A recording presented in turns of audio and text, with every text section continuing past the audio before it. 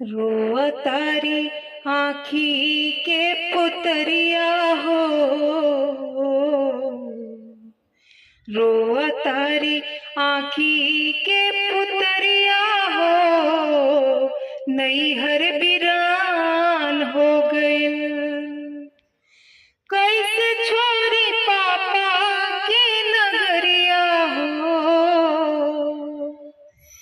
कैसे छोरी पापा के नगरिया हो, सोचते बिहान हो गए। रोआ तारी आँखी के पुतरिया हो, नैहर बिरान हो गए। रोआ तारी आँखी के पुतरिया हो, नैहर बिरान हो गए। आइल बा ससुरा से सज के बरतवा, आइल बा ससुरा से सज के बरतवा, जाए के परी हमरा पियवा के देसवा, जाए के परी हमरा पियवा के देसवा। कैसे छोरी अम्मा के अचरवा हो, कैसे छोरी अम्मा के अचरवा हो, नैहर बिरान हो गए। कैसे छोरी अम्मा के अचरवा हो, नैहर बिरान हो गए। रोआ तारी आँखी के पुतरिया हो, नैहर बिरान हो गए। रोआ तारी आँखी के पुतरिया हो, नैहर बिरान हो गए।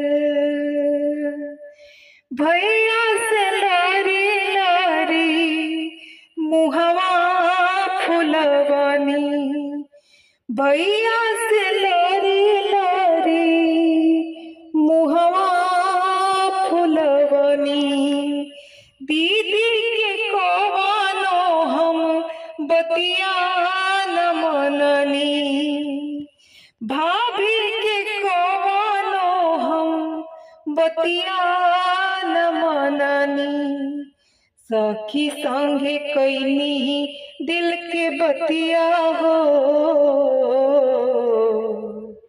सखी संगे कैनी दिल के बतिया हो, नैहर बिरान हो गए।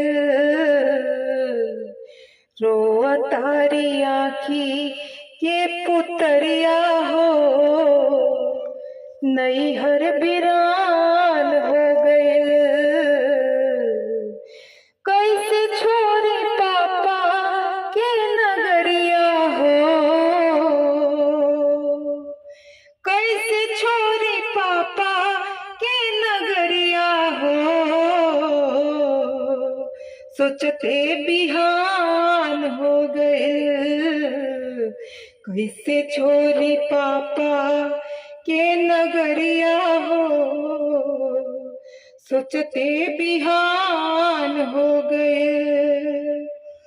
आप लोगों को ये गीत जरूर पसंद आएगा। जब मैं गाते हुए रो रही हूँ तो आप लोगों के भी आंखों से आंसू जरूर निकलेगा। ये एक बेटी के दिल की आवाज है जो ससुराल जाते हुए निकलती है।